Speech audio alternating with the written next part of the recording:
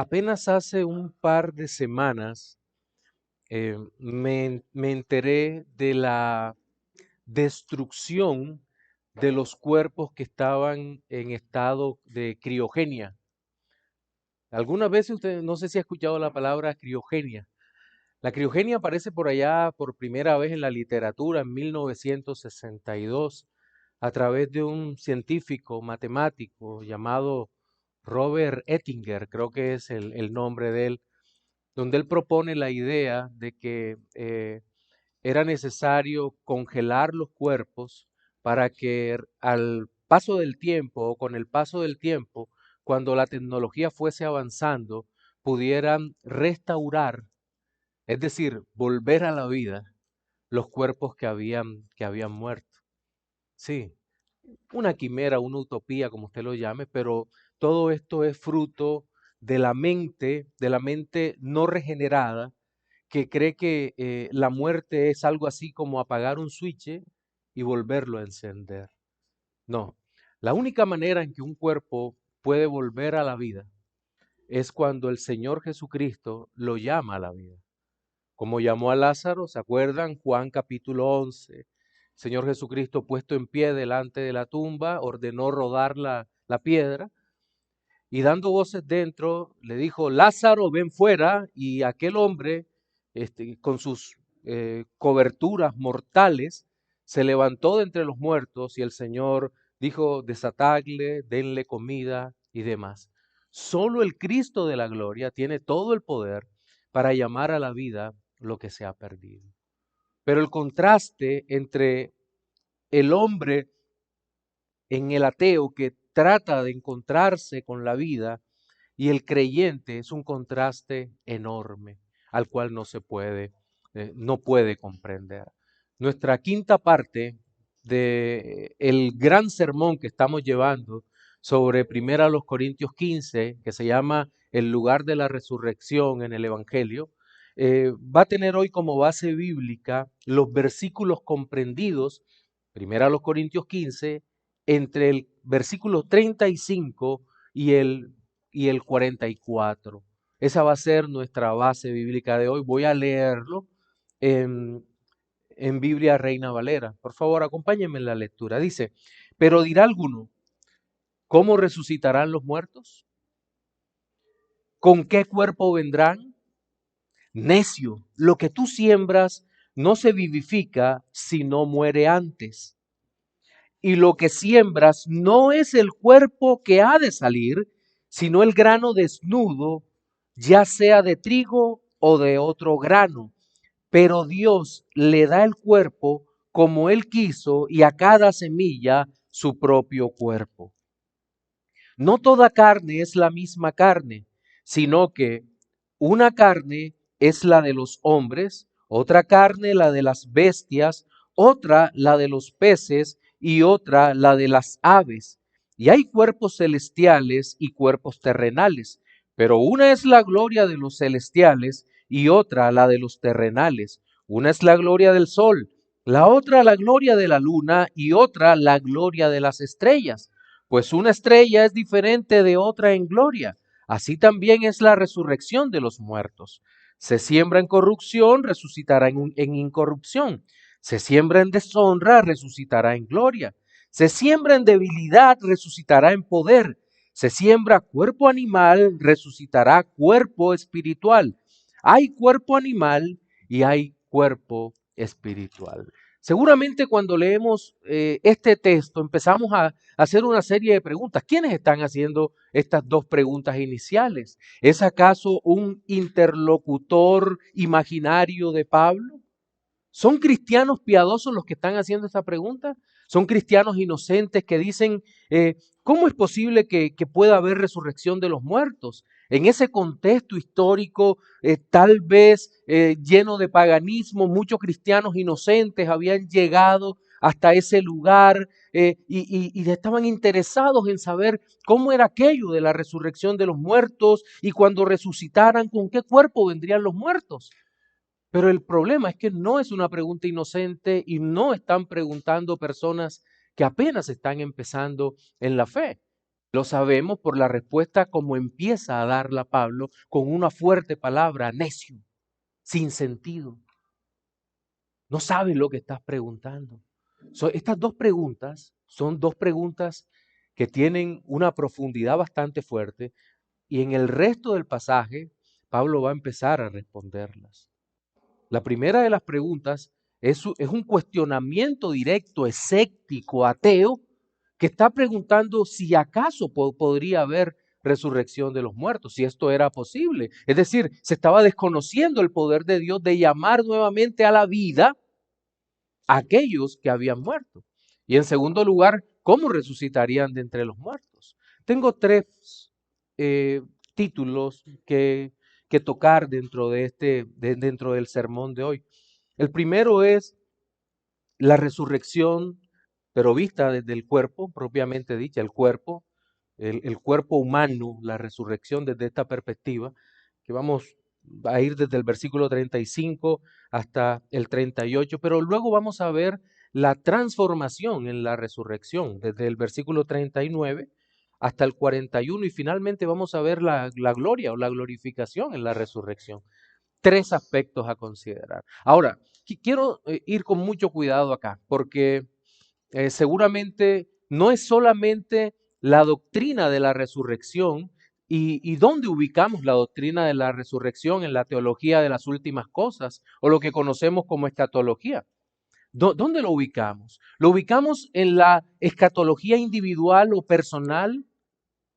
¿O lo ubicamos en la escatología general que nos habla de la segunda venida de Cristo? Hay autores que lo ponen dentro de lo que se conoce como escatología individual, la resurrección de los muertos siendo la última etapa, pero hay otros autores, ambos de líneas bastante serias, que ponen esta resurrección en la escatología general después de la venida de Cristo. Sí, no es fácil ubicarlos porque necesariamente tenemos que hablar de la muerte, pero lo que sí sabemos es que ambos están de acuerdo o ambos en que lo que sí es una realidad es la resurrección de los muertos. Ahora, pensemos un momento la pregunta que se hace. Dicen, ¿acaso es posible que haya resurrección de los muertos? ¿Cuál es el contexto? Probablemente hay una influencia de un gnosticismo creciente que tal vez no tenía el nombre de gnosticismo, o de un docetismo en donde todas las cosas, todo, absolutamente todo lo material era visto como esencialmente malo. De hecho, el cuerpo era pensado como algo evidentemente malo que debía someterse, no se aceptaba ningún tipo de placer, ni siquiera aquellos que Dios había permitido, sino que todo lo bueno para el cuerpo era considerado absolutamente malo. También podía haber una influencia platónica en todo esto. Recuerden, Platón y todo el platonismo creía en la inherente inmortalidad del alma. Y muchos cristianos pensaron que la idea de Platón de la inmortalidad del alma era simétrica o igual a la idea que tenemos los cristianos sobre la vida después de la muerte y no necesariamente lo mismo. Para los platonistas el alma continúa viviendo, continúa existiendo de la misma forma como se vive hoy en día, solo que en un mundo diferente. No, los creyentes creemos que hay dos estados básicos. Un estado de redención, vida eterna y felicidad para los que hemos creído en Cristo por gracia, pero para el que no ha creído hay un estado de condenación eterna y en ese momento sería mejor morir y volver a morir sin ningún tipo de conciencia. Entonces hay unas diferencias bastante marcadas entre una cosa y otra.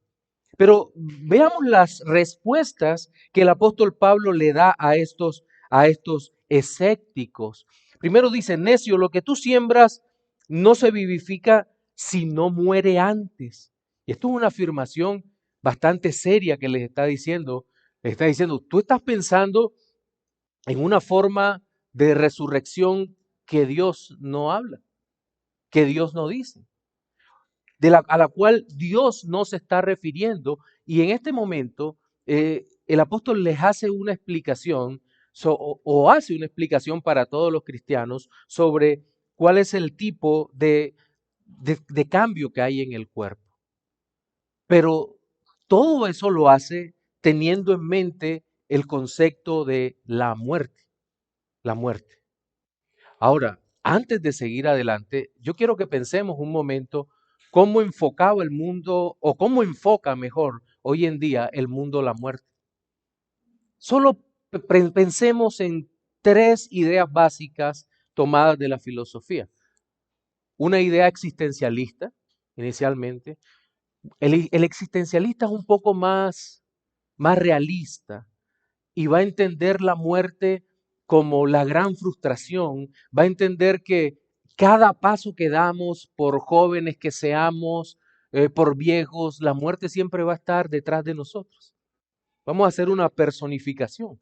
La muerte está allí presente en cualquier momento. Nadie está exento de morir por cualquier razón. Eso es una realidad y eso frustra y produce una frustración muy grande en el hombre. Pero digamos que el existencialista es más realista acá.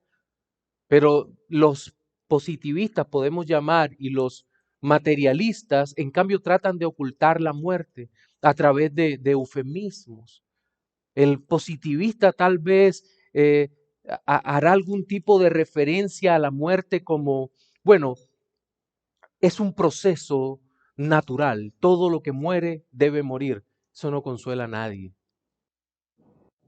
Mientras que el materialista, sobre todo aquellos que expresan esa filosofía a través de la política, por ejemplo el marxismo, no va a hablar nada sobre la muerte. No va a decir nada. Va a eludir el tema. Cree que puede morir en la memoria. Por esa razón usted creo que puede mirar en cualquier documental de los países que adoptaron el comunismo como forma de vida o que se les impuso el comunismo como forma de vida, las estatuas de los grandes próceres de ellos, porque ellos creen que a través de la memoria van a seguir viviendo. No, no. El miedo a desaparecer los hace levantar un culto a la personalidad, pero nada de eso funciona. Y creo que podemos citar un cuarto aspecto aquí sobre cómo se enfoca la muerte hoy en día, y es la forma posmoderna o de cómo vive el hombre de hoy con la perspectiva de la muerte. Hace una mezcla de todo esto, ¿verdad? Sabe que la muerte es real y lo que trata es de vivir a toda prisa. Por eso, no sé si usted ha visto esa leyenda que dice, vive intensamente porque la vida es corta. Eso es lo que tratan de hacer. Y el hombre se centra tanto en sí mismo, en vivir su vida, que se olvida de tener hijos, que se olvida eh, que tendrá que darle cuentas algún día al Señor. Se olvida de todas las cosas que incluso son básicas e importantes para poder vivir. Vive rápidamente, cómete el mundo. Sí. ¿Y qué harás cuando tengas que dar cuentas ante el Señor? ¿Qué dice Eclesiastés sobre eso? ¿Qué dicen los proverbios? Sí, vive, pero acuérdate que al final tendrás que dar cuenta. Alguien decía que esto es como una tarjeta de crédito abierta. Gasta ahora, pero tendrás que pagar. Sí, es una tarjeta de crédito muy grande. De pronto una Black o una Platinum, algo así. Gasta, pero al final tendrás que pagar. El creyente es consciente de todas estas cosas y dice, un momento, la vida debo vivirla con prudencia, porque el Señor me enseña que esto es una parte insignificante, bueno, significativa en el sentido ético, pero con relación al tiempo, esto es nada comparado con la eternidad. Y cómo he de vivir tiene importancia. Y la forma como debo vivir tiene importancia. ¿Cómo resucitarán? Bueno, la certeza que tenemos con la primera pregunta es que los muertos resucitan. ¿Y por qué resucitan? Porque Cristo resucitó de entre los muertos. Lo hemos venido viendo en todo el pasaje. Pero luego la otra pregunta es complejísima. ¿Con qué cuerpo vendrán? Y aquí es donde empieza a desarrollarse todo esto. Pues bien, el cuerpo no es el mismo que se siembra, en cierto sentido. Ahora nuestro pastor Carlos ha estado exponiendo. En cierto sentido hay discontinuidad. Es decir, no es lo mismo, pero la identidad corporal permanece. ¿Es una contradicción? No, no. Se puede reconocer, pero no es el mismo cuerpo. Y me llama la atención lo que dice el versículo 37, y lo que siembras no es el cuerpo que ha de salir. No hacemos nada tratando de preservar el cuerpo tal y como lo conocemos hoy. Seguramente si una persona muere joven, guapa, atractiva, todo el mundo dirá, "Ah", y querrá preservar el cuerpo así. Pero seguramente si muere anciano o de una manera trágica, donde el cuerpo se ha descompuesto, no querrá preservarlo así. ¿Cierto?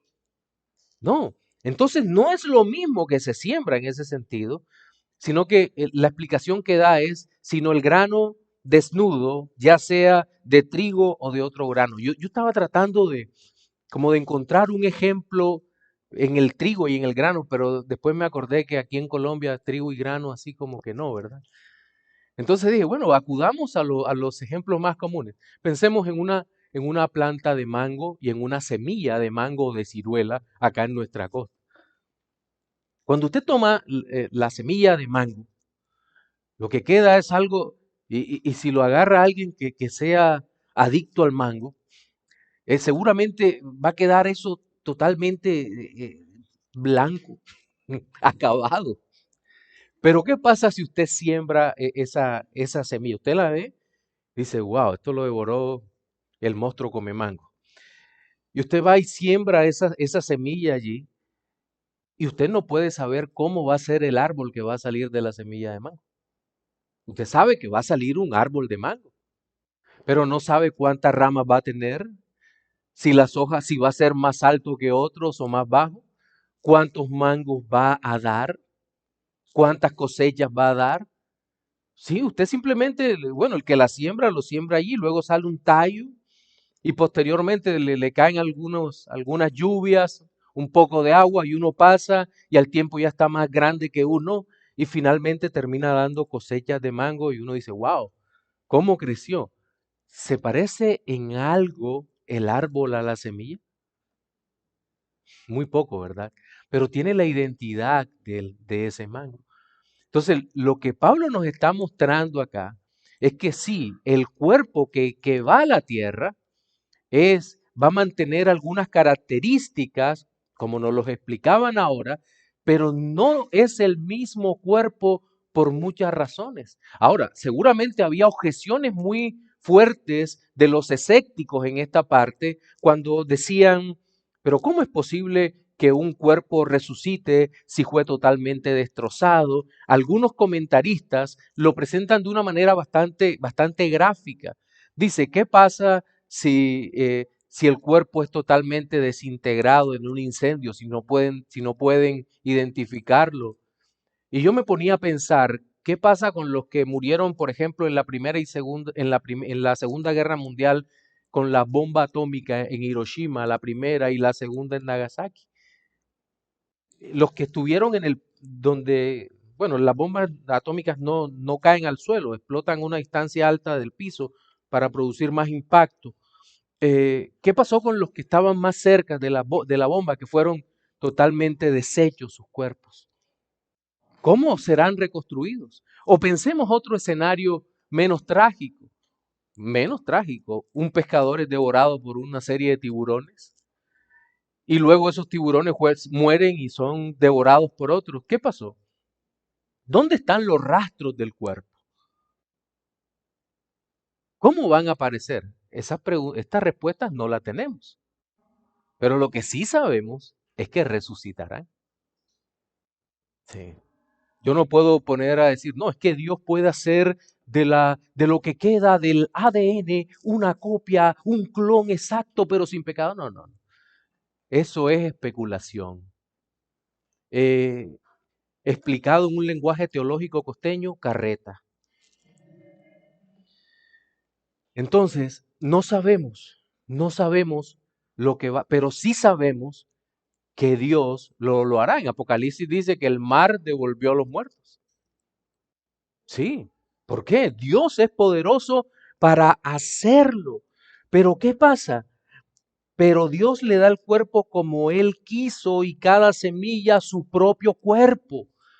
Dios traerá a la vida un cuerpo totalmente nuevo, pero el cuerpo.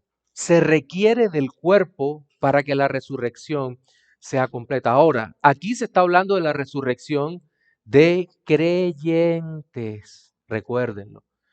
Si usted quiere ver que los no creyentes también resucitan, pero para condenación, aparece en el libro de Daniel, capítulo 12, donde dice que unos resucitan para vida eterna y otros para condenación eterna.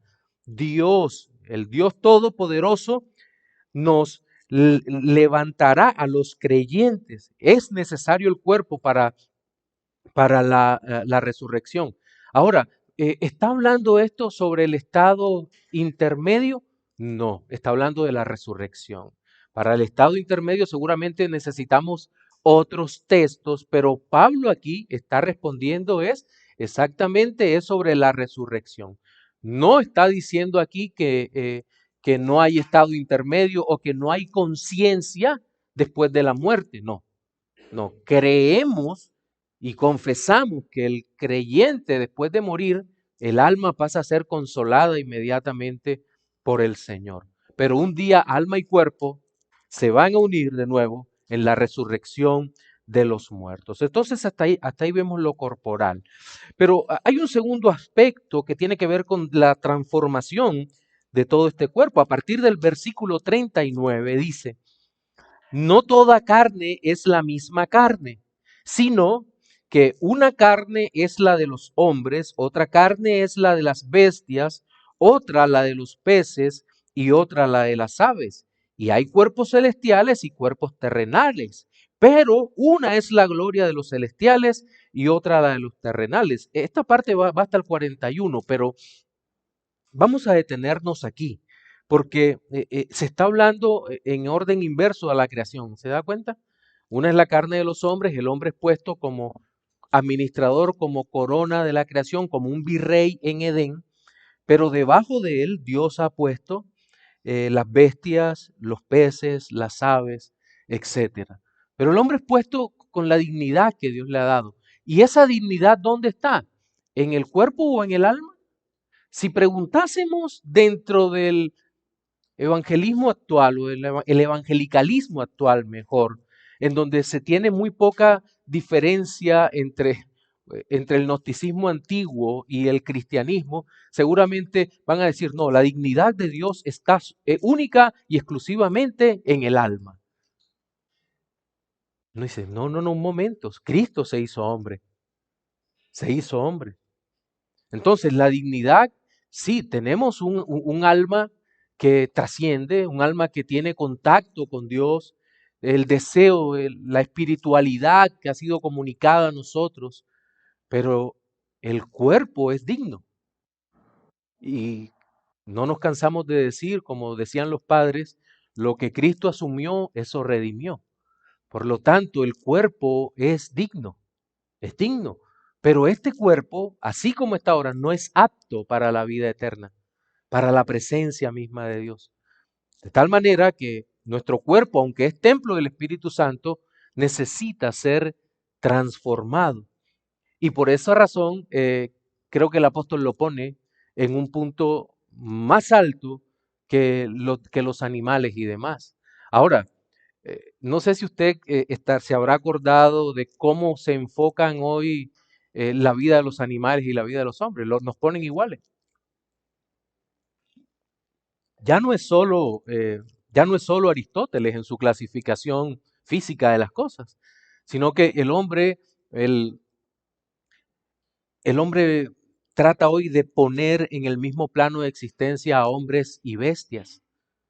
Y creo que es lamentable incluso en el discurso de los veganos, cuando dicen, no, no maten a las vacas, no maten a estos animales porque les estamos haciendo daño, ellos son nuestros hermanos.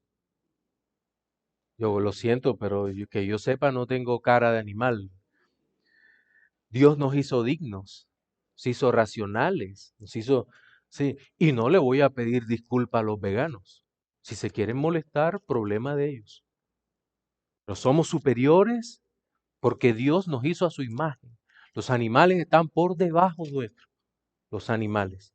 Nosotros hemos sido creados por Dios para su gloria. Quería hacer esa salvedad allí porque Dios nos pone por encima de la creación, por encima. Y después de la caída nos autorizó a matar y comer de los animales. Ahora, nosotros comemos de casi todo tipo de animales, ¿verdad? Tenemos reservas con algunas cosas porque evidentemente son asquerosas, pero comemos de todas las cosas. Ahora, ¿qué pasa si un hombre quiere comer carne humana? Se considera una aberración, se considera algo perverso. Por ahí vi, pero creo que fue un fake news de que había un restaurante de carne humana, pero creo que es un fake news. Pero en este mundo no sorprende nada con tanta la multiplicación de la maldad, ¿cierto? Pero bueno, la dignidad del hombre es muy grande. Ahora, creo que esta es la antesala para hablar del contraste existente entre el cuerpo celestial, creo, y en la palabra griego lo asocia con cielos, con el cuerpo para el cielo y cuerpos terrenales. Y esto es un contraste bastante interesante aquí, porque lo que nos está diciendo es que hay un cuerpo que es capaz, o que será capaz mejor, de vivir en la presencia del Señor, en la presencia del Señor. Esto lo vamos a unir ahora con la idea que viene más adelante, pero hay cuerpos terrenales. En 1 Corintios capítulo 2 hay una parte donde dice que el espíritu del hombre sabe las cosas que son del hombre, pero el espíritu de Dios las que son de Dios. ¿Qué quiere decir eso? Bien, que el espíritu del no creyente está adaptado para vivir en el mundo y conoce las cosas que hay en el mundo y se interesa por las cosas que hay en el mundo, pero el hombre que es lleno del Espíritu de Dios se interesa por las cosas del Espíritu de Dios. Creo que este es el mismo sentido, pero a nivel corporal del que se está hablando acá. El cuerpo terrenal está hecho para que pueda de muchas maneras adaptarse al mundo en el cual vive. Es un mundo extraño, un mundo difícil, pero el cuerpo terrenal se está adaptando a esto, pero el cuerpo celestial no. Ese cuerpo celestial no es un cuerpo inmaterial. Por favor, saque eso de su mente. Nosotros fuimos creados con una parte material y una parte inmaterial. Pero no significa que en la resurrección de los muertos no tendremos cuerpos. Eso es una idea tomada de los griegos que no tiene correspondencia con la realidad cristiana.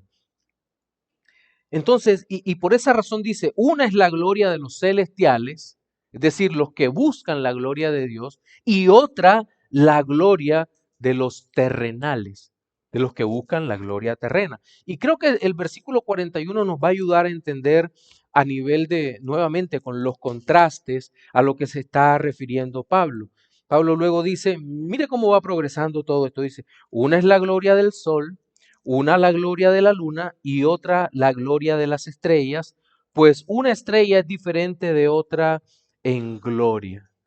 Esta parte es bien interesante porque primero nos dice la escritura nuevamente que los antiguos tenían bastante conocimiento de lo que hoy llamamos astronomía.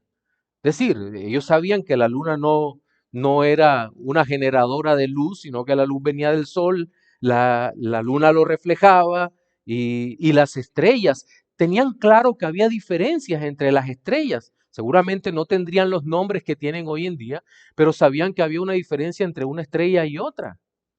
Para nosotros, el sol es nuestra estrella que está más cerca, de la cual recibimos la luz, sin la cual las plantas no pueden hacer los procesos de fotosíntesis, no tendríamos calor, en fin, tendríamos graves problemas si el sol no estuviera donde está, si estuviera más cerca, solo siquiera 1 milloncito de kilómetros más cerca, la pasaríamos mal. Está- En fin, son cosas bastante serias. Pero ahora, en la astronomía moderna, por lo menos hasta donde vamos hoy, si hablamos de estrellas, La última vez que enseñé, les decía que la estrella más grande del universo era VY Canis Majoris. Ya hay otra más grande, descubierta. Se llama Stephenson 218. El Sol cabría 10.000 millones de veces en esa estrella. 10.000 millones de veces. Si la pusiéramos en donde está el Sol, nos tragaría completamente, nos destruiría. Y el resto de los planetas, creo que solo quedaría por ahí Plutón. Bueno, Plutón es un planeta enano, pero hasta Plutón prácticamente llegaría o se vería. Estamos hablando de una estrella colosal. ¿Para qué sirve esa estrella? Para disfrute de Dios. La hizo para Él, no la hizo para nosotros. Pero es una estrella que tiene un resplandor, una gloria particular, esa estrella. ¿Por qué no menciono otros objetos? Bien, porque habría demasiado debate sobre cuál sí y cuál no.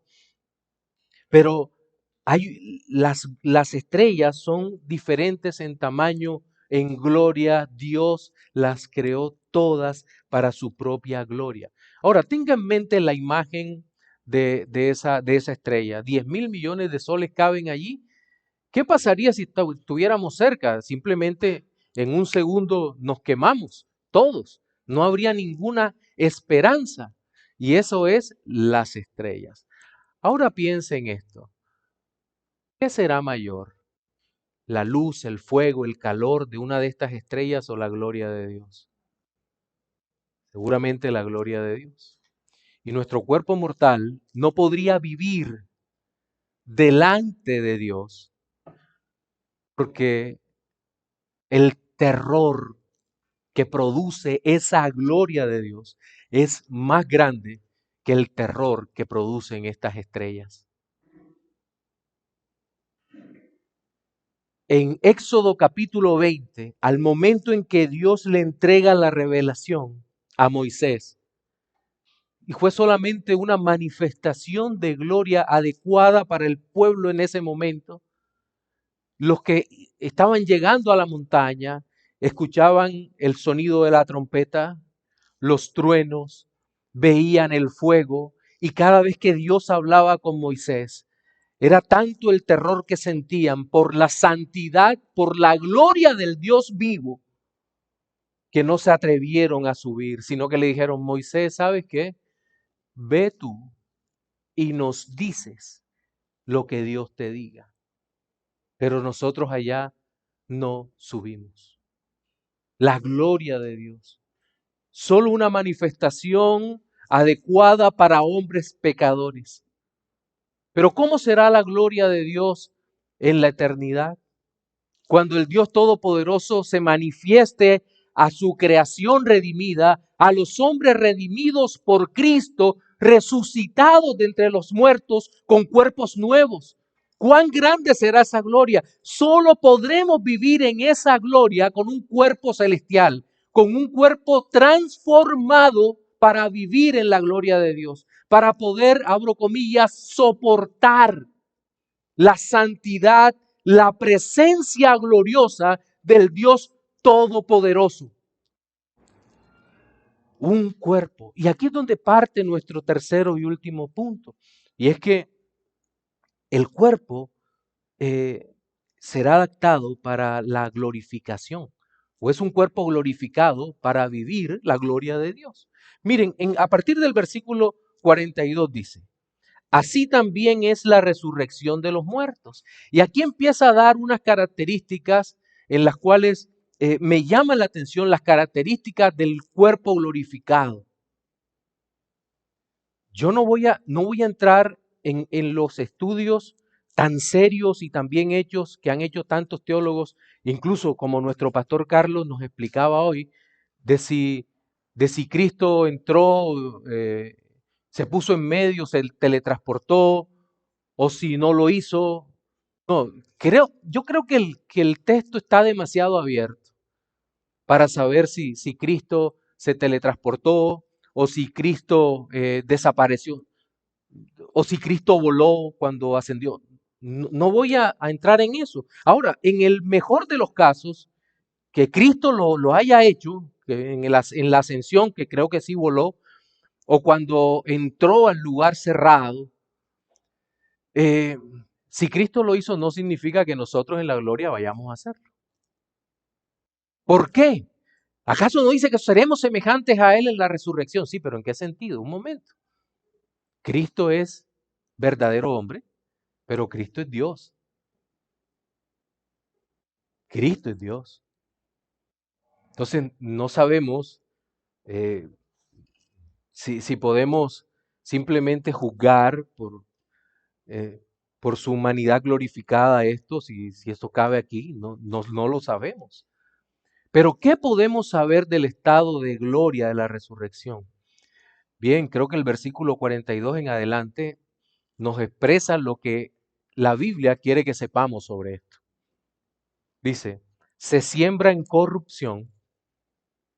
Y aquí creo que la corrupción está en dos aspectos.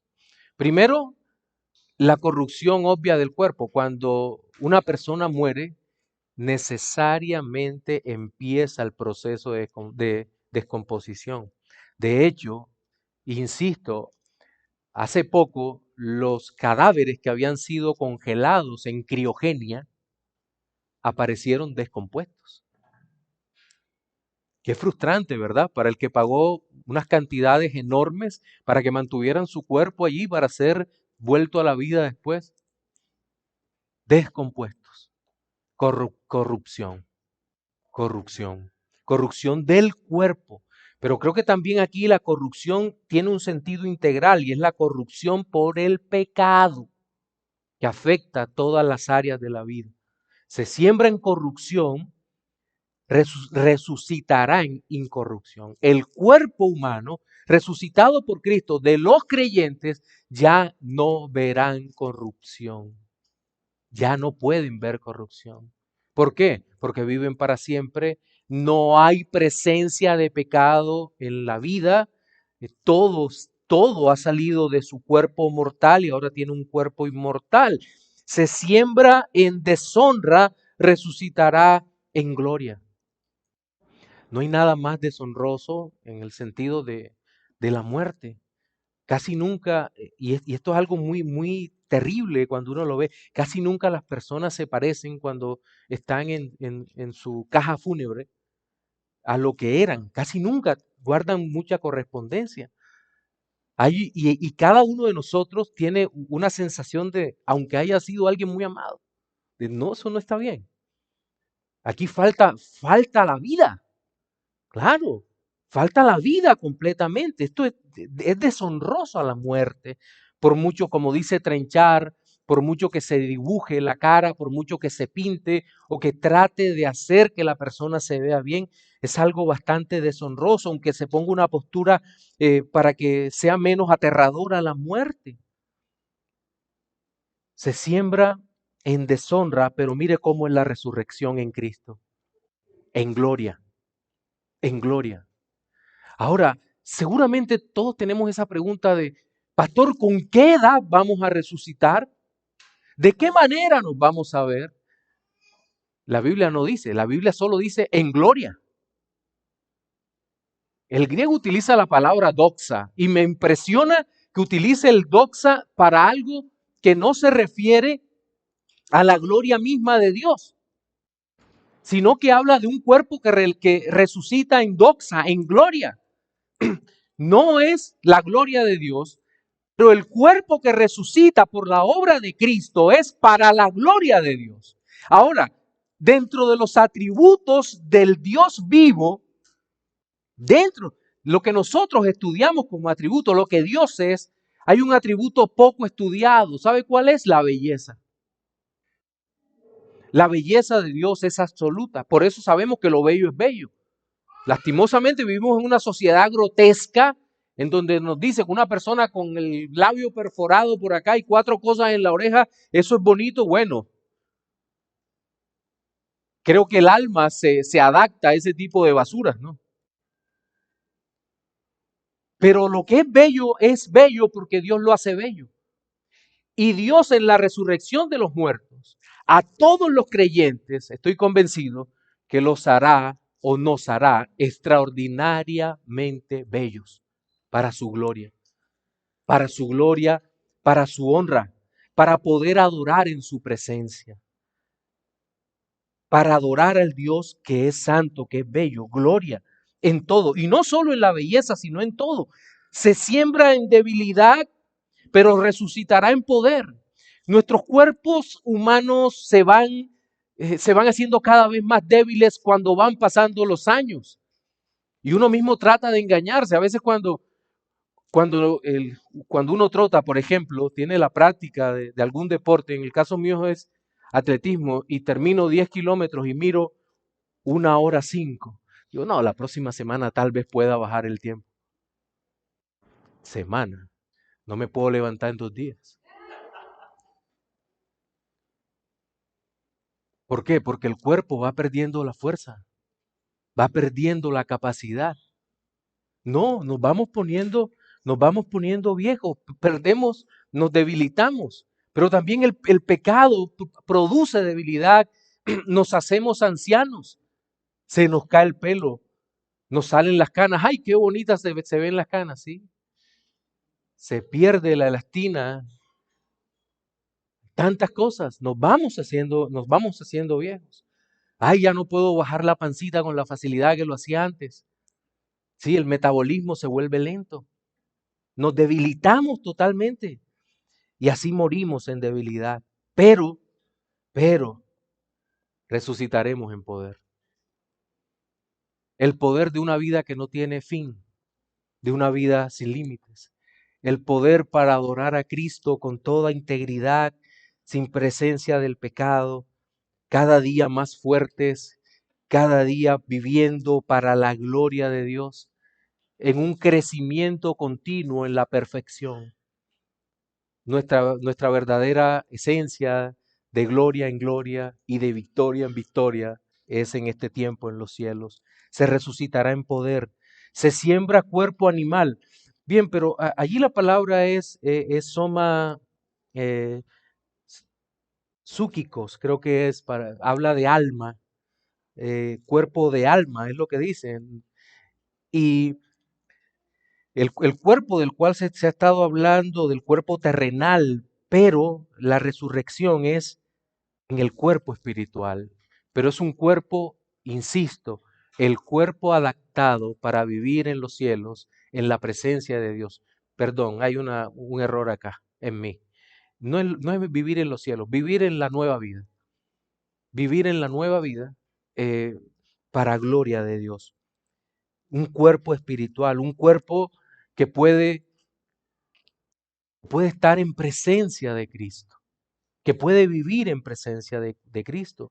Porque cierra esta parte, bueno, realmente cierra en el versículo 45, pero quiero tocar en toda la sección que viene del versículo 45 en el próximo sermón, si Dios lo permite. Pero dice, hay cuerpo animal y hay cuerpo espiritual.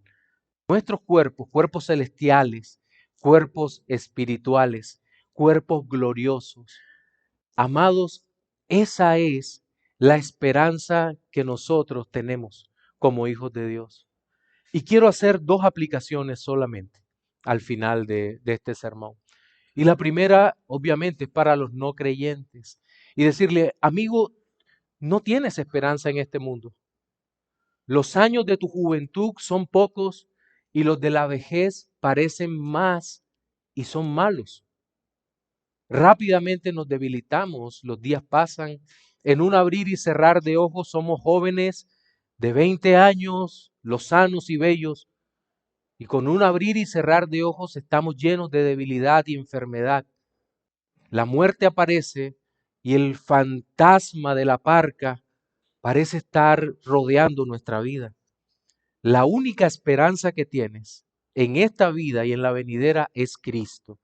Pero el día del arrepentimiento es hoy, es hoy. Ven a los pies de Cristo en arrepentimiento y fe, pues Él es tu única esperanza.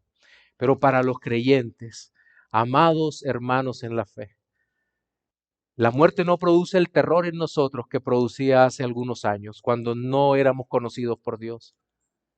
La muerte ya no se enseñorea de nosotros, ni somos asustados con el morirás, porque ese paso del umbral de esta vida a la venidera, nosotros no lo damos solos, ni estamos abandonados ni dejados, sino que nuestro Señor y Salvador Jesucristo, que venció a la muerte en la cruz y habiéndola vencido, después de 3 días se levantó de entre los muertos, es quien nos guía y nos guiará más allá de la muerte.